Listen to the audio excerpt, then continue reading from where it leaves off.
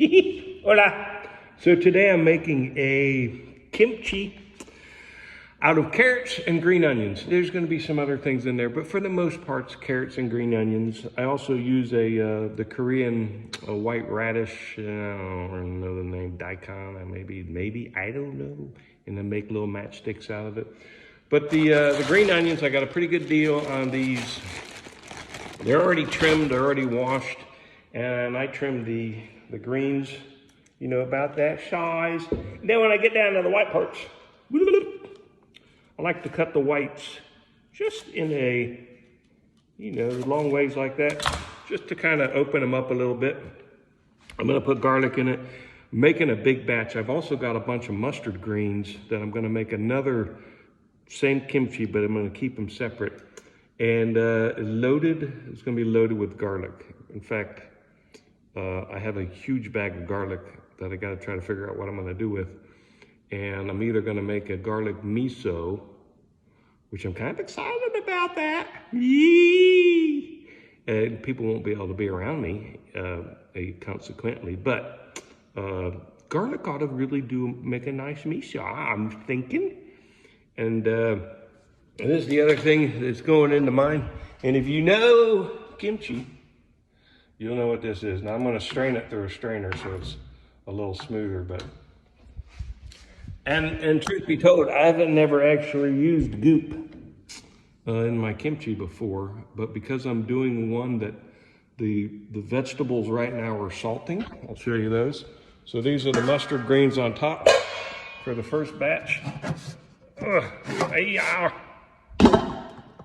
these are the carrots and the daikons. They're sweating down right now. I got them loaded up with salt, and then we'll rinse all of the salt.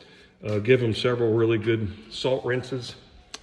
Same with the mustard greens. Never done mustard greens before, so really kind of excited about those. Again, got a bunch of mustard greens. And I didn't know what they were when I bought them, and I'm like, I'm gonna try some things.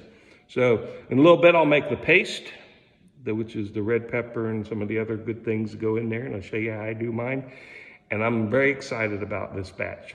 Now right now I have probably 10 or 12 jars of kimchi in different stages that some are years old, that I'll take a little bit out here and there, chop up, put in. Probiotic is just amazing what comes out of it.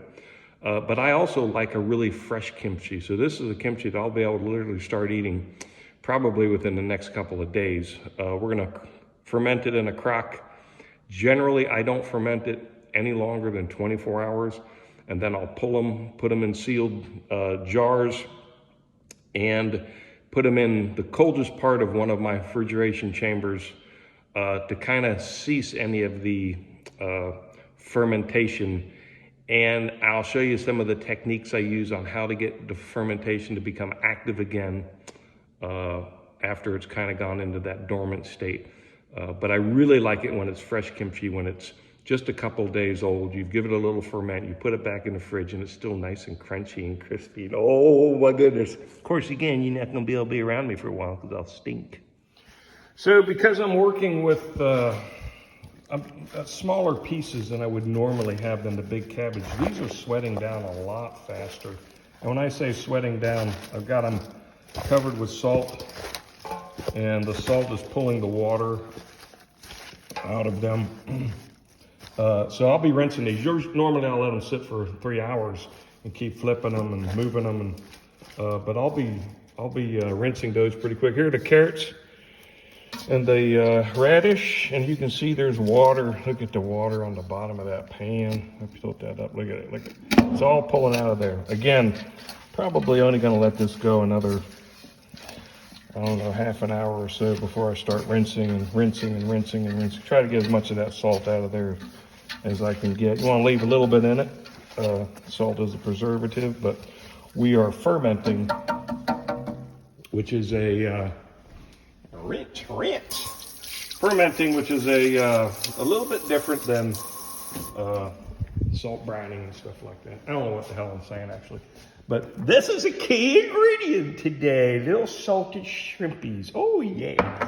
Oh yes, we got some ginger going on in here.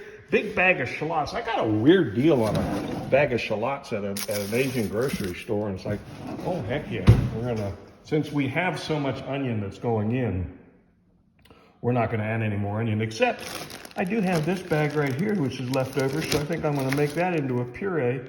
Seems like a lot though, and a little bit of garlic, you know, because you need a little garlic.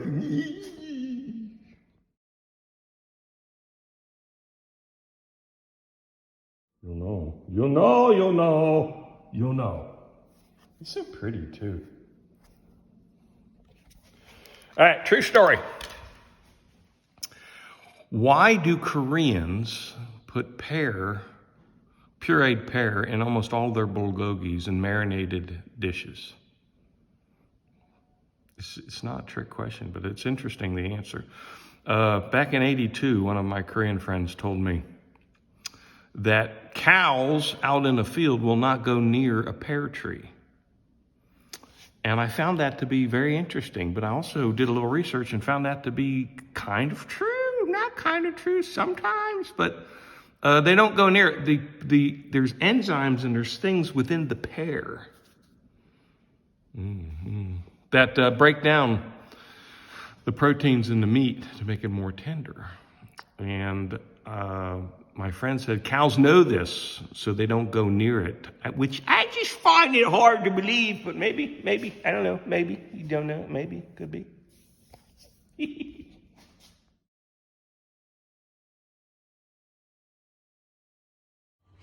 You put it all in, the ginger and the onion and the shallots and the salted, and the little salted fishies, shrimps. Ooh, that's a good, ooh, that's a strong one. And the fish sauce, I'll show you, but you put it all in and give it a little go. Ooh. This is just part one. I know Vitamix is on the way, but still using the old trusty Cuisinart. It's probably 35 years old. I like it. All right, don't need to get it too crazy, but oh my God, oh my God, oh my God. Can you smell it? Can you smell it? You can smell it. You have to be able to smell it. Oh my God. So making kimchi is also just exciting for your senses. It is so. So here we have it. Everything blended and mixed. Now, this here is what we call the kimchi paste. This you can literally put on any vegetable. Oh my God. You can literally put this on any vegetable that you have salted to pull out the water, and put it in a crock, in a mason jar, anything like that, to ferment it just a day or two. But this is a very standard, available, off the internet kimchi recipe, and I could even just like, I want to vacuum seal this and stick it in my refrigerator, some of it, just to see if I can come back in like 3 weeks and open it and put it with some more vegetables and see if I can make that work. Because when I do stuff, I like, doing a larger quantity. If you're going to get everything dirty anyway, you might as well make a bunch. But then you're always not ready. You're not always ready to use it right away. So, but oh my goodness, that's just the excitement and the joy I get from making stuff like this. Just look at the color. Look at the depth in there. And I like that it's a little bit pasty. But I'll be back. Part 2 is coming up. I think we're in part 8 right now or something like that. So carrots soaked for about an hour. Mustard greens the same. So I did one rinse already where I filled this pot halfway full, and I pull out the carrots and I put them down here in this strainer. Let the water drain off of it. This is the second one I've done. I'll do it one more time. You don't want to soak them a long time in the fresh water, because you want a lot of that salt to stay in the vegetable, which is part of the preservative portion. And this last one I have to do like this. Oh yeah, oh yeah. That. And then, well, hold on a second. I'm hurting myself. You don't want to break the coccyx while you're doing this type of stuff here, but you're going to drain the water like that. Ooh, yeah. Now, it's interesting. My water comes from my gutters. Yeah, true story. But two of the most expensive portions of building the infrastructure on this property in this new home was the freshwater system, which is a health department approved, which basically produces exactly the same quality of water that you get out of a city water system. It's filtered, it's disinfected, it's chlorinated, it has carbon filtrations, sediment filtration. It gets blown down almost on a daily basis, the settling tank, very much like a freshwater water treatment system. And the sewer system here, which is not a standard septic system, it's a fully integrated wastewater treatment plant, which is designed to handle both of these buildings over there. That building I plan to put a lot of water through, doing some processing and stuff like that. But it's got all the same thing: aeration, filtration, settling tanks, UV filtration. So with water coming out of that end of the waste treatment is suitable to go onto the ground, probably suitable to drink if you were to do it a little bit further than that step, but I'm not going to do that. But I like that whole cycle working the way it does. Anyway, I'll be back. So we got our red pepper paste. I strongly suggest you use a glove. Ooh, because I put a lot of red pepper in mine. I like my kimchi to be to enliven the taste buds, so to speak. And I'll show you what I got going on down here. Now the green onions have been lightly salted and put into the water, the brine that came off of the other one. So I don't like to do too much salting of the green onion because it's such a thin vegetable, it'll absorb too much. And we've got enough salt, residual salt on the carrots in here to carry over. But I'll show you how I do mine. And so in this big batch of carrots that you watched me rinse and drain, I put in about 2 cups of my paste, maybe a little bit more, and I might adjust it. But oh, look at that. That's just about perfect amount of distribution. Normally, this is the stuff that goes inside the cabbage leaves when you're making, the Napa cabbage, the Korean Napa cabbage.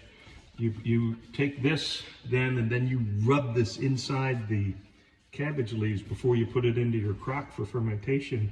But I love this stuff so much that I just make it just with the carrots and the little matchsticks, daikon radish. And then I'm going to take all of these green onions, and these are just the tops of the onions. The other ones I put into the mustard greens, and it's hard to describe how excited this gets me, because we're taking something that would normally be perishable in a week or two. Carrots generally have a much longer shelf life, but like green onions, they don't have a longer shelf life. And you can extend their life by months and years by fermenting them and then storing them in a way that they just keep getting better and better. Like I told you, I've got kimchi next door. Some of it is years old, and it's still very viable and very healthy to eat. Now, it is on the sour side, but it's still like making kimchi bokkeumbap, which is kimchi fried rice. It's just perfect for it. Some of it's got all these little hairs and mold growing on it, and oh my Lord. People say, well, you can't eat that, you'll get sick. Actually, it's the opposite of that. Eating stuff like that helps prevent you from getting sick. So here's what I got going on in here. Can you see that? Hopefully you can see that. Ooh, look at that. Ooh. Oh yeah, look at that. So then this, just like this, we're gonna stuff this down into the crock and let this marinate let it ferment for 24 hours. I might go 36, all depends on how much bubble activity I get, how much fermentation and carbon dioxide it's bubbling out. And oh, this is like the caviar of kimchi, in my opinion. Anyway, and then we got that to do next. I'll show you how we're gonna do that one. Okay, so we're back. Final step. Got my old trusty crock that my lovely mother-in-law got for me years ago. This is a 5-liter crockamini. Hopefully it holds all that, but we're gonna press it down, try to get as much oxygen, air out of the space. But I've cleaned this. Best way to clean this with really, really hot water. You can boil it on the stove and pour it in after you've got it all soaked up. It's not that important because we're growing some bacteria anyway. I got my glove on again because, later on, now there's no way of doing it without getting messy down in here. You might be able to build a funnel or something like that, but I just grab it and put it in there. I get a half full, start stomping it down. Smaller jars or jars I can't get my hand into, I've got a special wooden tool that I use to stomp down, and then generally I have weights that go on here, but I don't have any weights, and I don't like using the weights that come with these type of crocks. I like to make my own, and Jeremy Umansky taught me a really neat method of putting salt in a vacuum sealed bag, a good heavy duty bag. Basically you put the bag inside, then you pour the salt in on top of it, and that then you can seal the top of it. You don't have to seal, you can use a Ziploc bag, but salt won't hurt anything. If it leaks in some fashion, it shouldn't leak, especially not the Ziploc bags. This is going to be a perfect fit. And all of this I just guessed on weights and amounts, but this always happens to me. Like, this is just going to be the perfect amount to fill this about 2/3 of the way. You don't want to go much higher than that. I used to go higher than that. And you'll learn your lesson. That's it, bubbles all over onto your countertop. And then there's a little war with the missus after that. And you don't want to you try to avoid as many wars as you can, But this is just about the perfect amount. And I can't even begin to tell you. I might even just save like this amount right here just to have as a fresh. Can you smell that? Oh my God. That is so good. That is so good. Next we'll work on the mustard greens and the green onion. And on that one we use the body of the green onion, not the green top part. All right. So this is about a little bit more than halfway full. You press it down, press it down, press it down, get all of the liquid starting to come to the top already. I can tell just by the smell of it, the fermentation has already started. And that's probably as a result of the shrimp paste, or the salted shrimp. All right, there it is, boom. Let's see if you can see down. Can you see in my hole? Ooh. Actually, don't know if you can see in there or not. But there's this rim around here, and this rim, I'm going to clean all this off real good. This rim I will fill with water, and then that's the cap to it right there. And that cap, as you can see, has got little openings on either side that lets a little bit of the carbon dioxide, as it bubbles up, it'll bubble through. But that water ring right there creates the seal so that nothing can get in it, but air can get out. Pretty cool stuff. Those Koreans were kind of smart, weren't they? And since this is going to be such a short ferment, I might not even weight it down. And I know what you're saying. Oh no, we're only fermenting for 24 hours, maybe 36 hours. And but I have some weights I could put on there. Generally I'm up a little bit higher, and I can fill this with salt in a bag. But I'm only about 2/3 of the way, and that's going to be an awful lot of salt. And well, I'm not prepared for that. So I think I'll just use a few of my, standard. A couple boxes of these guys laying around. They're not big, but they're big enough. I gotta sanitize them first to make sure they're gonna be okay. Don't want any bad bacteria to get in there with the good bacteria. And I got some of these I can place in and around there. I might even, I don't know, I'll think about it, come up with some plan. Generally, you want to have as little air exposed to it as possible. But you like to have weight on the top that just keeps it below the liquid will start to bubble up, and you want to keep all the vegetables and anything that's in there. You can also ferment meat and all kinds of other things. Anything that's in there, you want to keep it below that line, keep it away from the oxygen, so to speak, even though there's aerobic bacteria and oxygen in and around there, and you don't seal it perfectly. But one nice thing about the water seal here is it does allow the CO2 to come out, and it will usually carry with it most of the oxygen. And any oxygen that's left in there will be utilized in some aerobic fashion, which will allow the anaerobic things to do what they do. Yeah, okay. So I come up with another idea. And again, you can pretty much, I have a lot of this paste left over for making kimchi. All right, I do have some of the vac seal to put in the fridge. I still got another big batch of the mustard greens I'm gonna make. But I also have this great big bag of garlic that, oh, and I love. Why can't I do that, huh? I mean, why can't I? I can, I think I can. I'm gonna try it, I'm gonna see. Now the garlic I did not, I'm reaching for a glove. The garlic I did not salt, but there's a great deal of salt in this. And again, sometimes you just gotta try things to see how they're gonna work out, you know? We'll go with that, about 1.5 cups. All right, get that all mixed up into the garlic. Oh my Lord. I bought a couple of wide mouth 1 gallon glass jars from Amazon. They're a no-name China. I'm just looking for glass jars that are as fairly straight-sided as I can get. These came in and, well, these weren't straight-sided at all.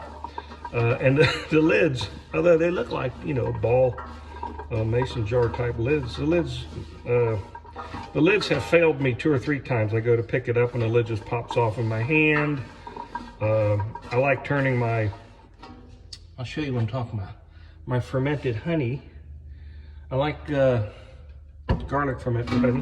I like turning it upside down every day or so, which kind of, you know, you want to make sure every single bit of garlic is covered and in contact with the honey. It doesn't have to be covered 24/7. That's why I flip it every day, burp it every day too, let the gases come out. But those jars are just cheaper than Deucewacky, and no, just not pleased with them at all. The lid just keeps popping off, and I've dropped the thing twice. It hadn't broken, so the glass is good glass, but the lids on them suck. All right. So I mixed my garlic with a bunch of the kimchi paste, and you can see there's no liquid inside there, and there's a lot of air voids. So we're gonna try to get rid of some of the air voids. And you got fancy tools like this that look funny, but you can use literally pretty much anything. And you wanna push them down. Now you'll be gentle, because I don't know the quality of this jar. And I wanna crack it, cut myself or anything like that. Right there is generally about the height when I fill one of these jars up with something to ferment. That's about the height you're going to want to go. Much higher than that. And you're gonna bubble over. Air's gonna lift this whole thing up. The carbon dioxide. Now you can see there are air voids in there. I don't love that. I'll be honest with you, I'm not.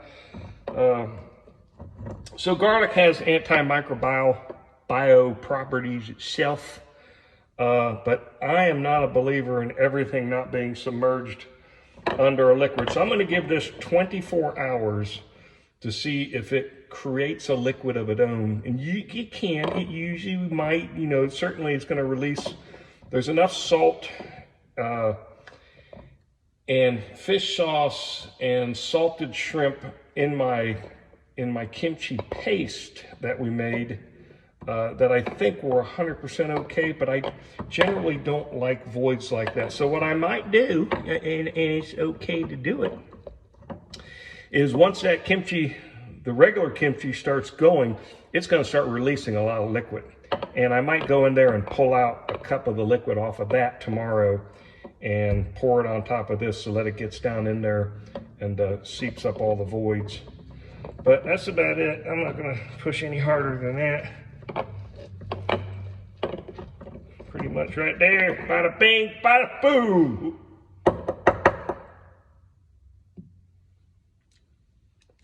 So the last one we're going to do is the mustard greens and the green onion bodies. And they've been soaking in their brine, so to speak. They were salted pretty heavily. And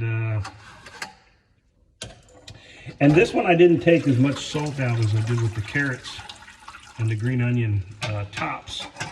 And I don't know why. This is a good question. Yeah, I'm glad you asked, but I actually don't know why. So, not easy. I've never done this particular one before. Mustard greens. It was a vegetable that was available at the Asian grocery store yesterday. And I'm like, I'd like to give it a try. I like to try it, give it a whirlskis. Hold on a second. Oh, there we go. All right, now I'm going to put them back into here. All right. Boom. All these going back into their boom. I do need to up my colander game because I just realized that I don't really have a big enough colander to do everything in one go. So I definitely need to get that. So I'm going to try to put a rubber glove on with a wet hand, which is, I know better. It's nearly impossible to do, but I'm not mixing up that. Oh my God, maybe if I go like this. Woo-hoo-hoo-hoo! I could be a doctor. All right, in goes the paste. I'm gonna save that much of it. I might have to use all of it, but we'll see. In goes the old pastio. Yeah, I'll probably have to use all of it. There's more here than I thought. Now I will say this will wilt down. When I say wilt down, as this ferments, this will reduce significantly in volume because it has a lot of moisture in it. Yep, we're gonna have to use all of it. And I did save a bag of this vacuum sealed in the refrigerator. And I'm gonna try in like 3 weeks. I'm gonna try to pull that out and just see. It's vacuum sealed, so I don't think we're gonna get any action. It's in a cold refrigerator, an actual refrigerator, not a chamber, so to speak. When these are done fermenting in 24 hours, they'll go into one of my aging chambers where I can control the temperature anywhere from 30 degrees up to 48, 70 degrees if I want to. But by and large, I ferment and age my meats at a much lower temperature than most. And it's a technique I learned from the British butcher, Robert Goodrick, the British feller living in Canada. There's quite a few British folks living in Canada, and my mama was British. I'm kind of enamored with Robert, and boy, he's taught me an awful lot over the years. I don't always like to admit it, but it's true. He's a perfectionist in a lot of different areas, and I enjoy watching him push the boundary of what can be done. And he's literally taught me a lot just by watching what he does. I'll reach out occasionally and ask a question or two, and he's another one of those that's extremely generous with his time and his information. And if he knows you're interested for actual educational reasons, he's very generous with his time and information and recipes, and just a fine person is what he is. He's a fine person. So here we have it. That's what it looks like when it's done. I can't even begin to tell you and I'm not optimistic I'm going to like mustard green kimchi, but I think anything that's been fermented and pickled, so to speak, and this is not pickling, this is fermentation, but maybe it's a form of pickling. I don't know. I'm not educated well in those areas. I just know what I've tried and what I like, and I try to do it in an atmosphere of food safety #1. So I still got a little reservations about that garlic over there, but if I can get some juice coming off of my main kimchi pretty quickly, you know what I can do? I have juice from other kimchis. I'll just go take some seed juice, so to speak, put it in there, get it all covered so that there's no air gaps in between the garlic and any place else where you could grow. Biggest thing, my concern would be botulism. Not a great concern with that, but any type of salmonella or something that can cause a little digestive issue, you don't want that. You don't want it, no. No, diarrhea is just not fun. Sorry. Even though a good portion of the population that eats stuff like this for the first time, it's going to hit you. It's going to hit you good right in the gizzards, and quite frankly, there's no way around it. But you have a little bit each day, and all of a sudden that starts to go away. In fact, the opposite begins to happen. Your digestive system will fall in love with you because you are getting the best probiotics.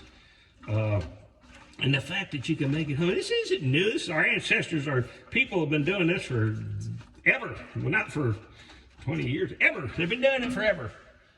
And the fact that we got away from it and we buy all of our stuff from grocery stores and central processors is not the way that I want to live the rest of my life. Life's limited. You don't have it. It's like eating crappy food. Why would you do it?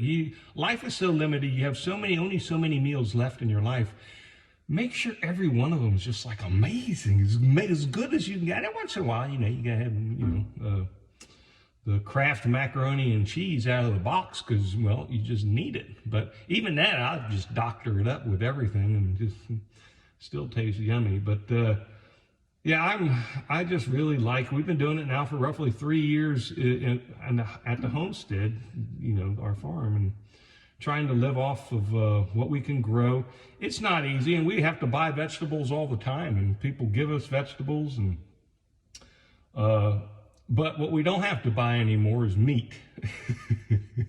we have freezers full of chicken and pork. We do have to up our beef game, and that's coming in time, but right now we're concentrating on our pork program and apparently kimchi.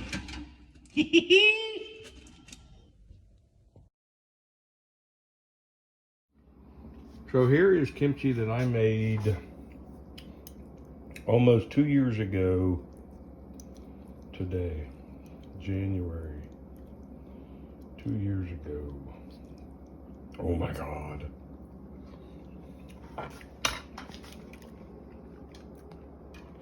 Now, to say it's strong is an understatement, but it's so good. Oh my God. The joy that your body feels when it just means you just go, woo, just like kind of like that, I know it doesn't make sense, but truly, that is extraordinary. Now, I'm not gonna go digging in for all this big stuff, but I like all this little vegetable. Ooh, look at it right there. Yum, yum, yeah. Oh my. That's amazing. That's amazing right there. Just to kind of give you an idea of what I mean when I say we got to burp it. And on this particular one, we got to burp it several times a day. You got to be careful putting your head over top because sometimes these bad boys will go boomity-booming. But listen and watch.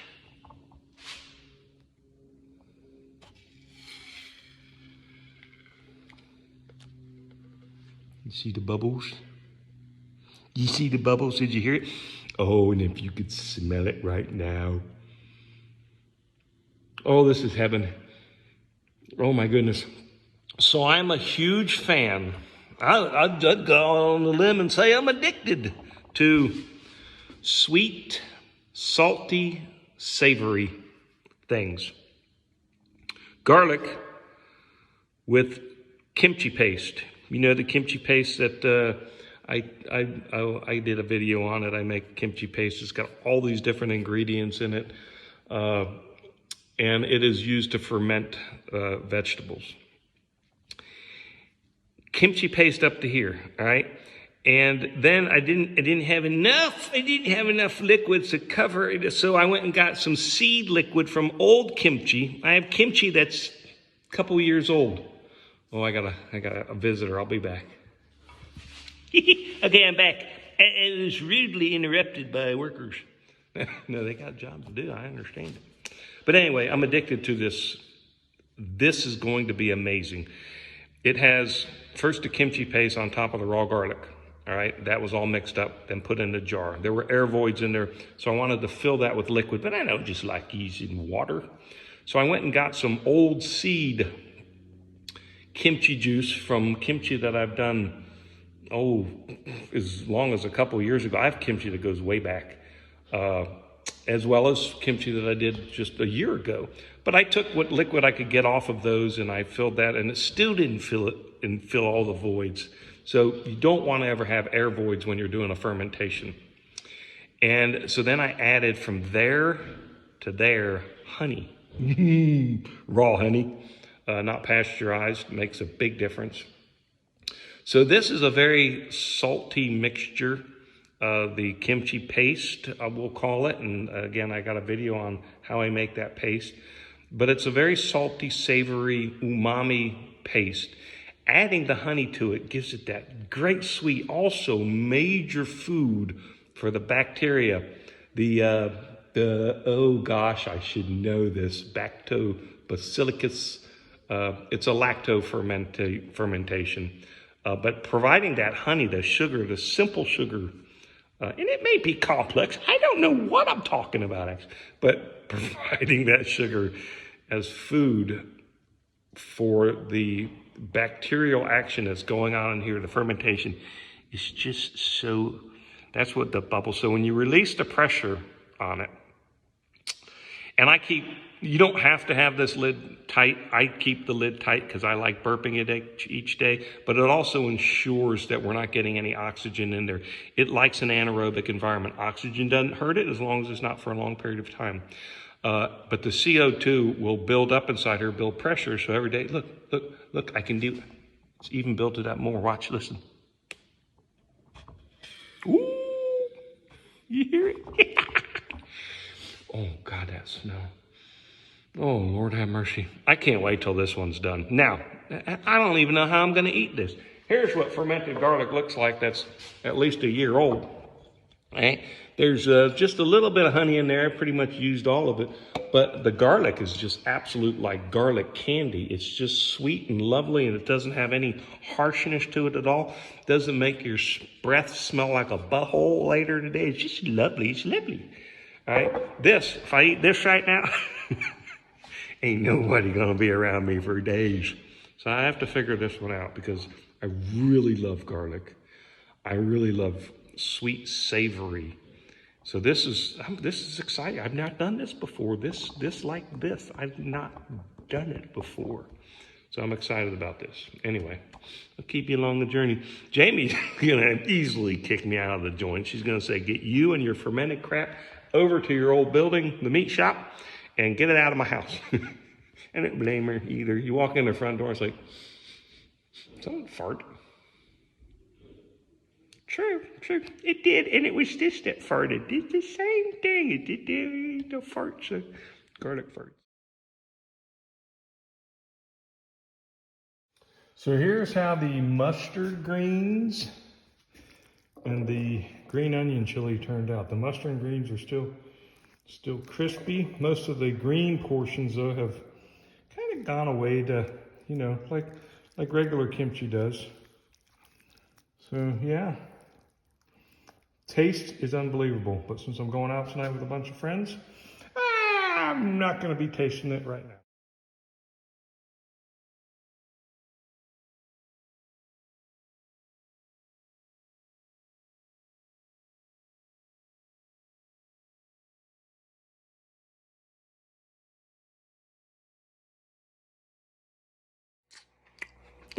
Hola.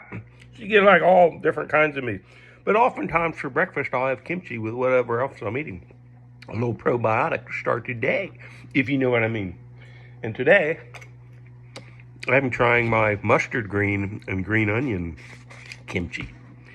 And although I've tasted a little bit here and there, remember, this is the one I didn't think I was going to like. I wasn't sure because I really didn't know. I hadn't done a lot with mustard greens in my day, but it is just wonderfully fragrant and lovely.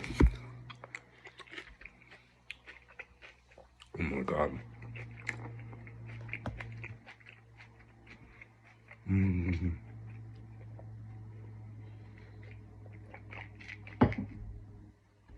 One of the things I love about mustard greens in this kimchi is it doesn't just fall apart. It has nice body, it's got nice crunch, it's got nice bite to it. And then with the green onions in here, just the little green onions, oh my goodness. I'm gonna go out right now. So I've made a number of different kimchis in my lifetime, but you know, the traditional Napa cabbage with all the, what I call kimchi caviar going on in there. And I've made the daikon radish kimchi, which has long been my favorite. And I'll get little baby daikons and quarter those and then ferment them like that. And you pull out one like a pickle, and it's so delicious. But I'm going out on a limb here, and I'm going to tell you right now, this is the best kimchi I've ever made in my entire life.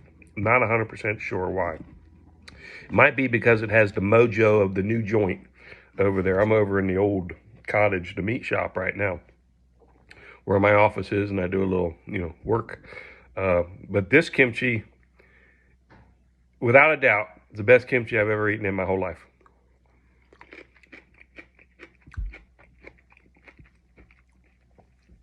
It's extraordinary on so many different levels.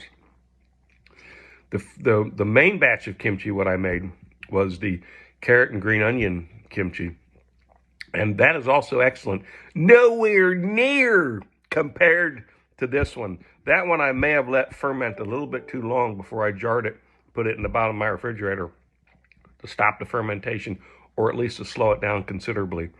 But it's notably sour. Now I'm hoping as the carrots break down and the molds and the fungus and the lactobacteria that get in and break down and change the carbohydrates, I'm hoping that it becomes sweeter as it begins to age. And that is often the case, because even now with some really old kimchi, I pulled out a 2-year-old thing of kimchi out of my refrigerator.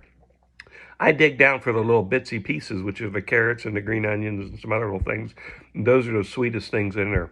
So hoping that batch will mature. And one thing I can always say, there's been so many times I've made a kimchi and tried it and just wasn't thrilled with it right out the get-go, and let it set for a few months, or in some cases a few years, and come back and tried it, and it's like, oh my goodness. And I only really just recently learned doing that. I don't throw anything away. I know there's always a use for something. So generally I won't throw, even if there's just a little bit of kimchi in a jar, it'll go into the back. I've got 9 or 12 of these refrigeration units. And it'll go in the back and it'll just stay there forever. Jeremy Umansky, when I was with him, he's like, oh no, get one of those old ones out. It's got all the fur growing on it, and taste that. See what that's done since it's had a chance to just sit there and really kind of mellow. And I've done that, and oh my goodness, it's it enlivens the your blood. You can just feel your blood pumping again. Ooh, it's so good. Anyway, hola. So there you have it. So just a couple points on kimchi. It is so good for you. It is so easy to make, and it tastes amazing. Now, it's not for everybody. My wife does not like kimchi at all. Doesn't like it when I get it out of the fridge, open a jar, or anything, because kimchi has a variety of different smells, and some of those smells are strong. It kind of reminds me of being on a farm, which we are, so it's fitting. But have fun with your kimchi, and remember, if you're eating it every day and you have a lot of raw garlic in it, just comes out of you. Ooh. So I caution you on that. But in either case, enjoy your kimchis.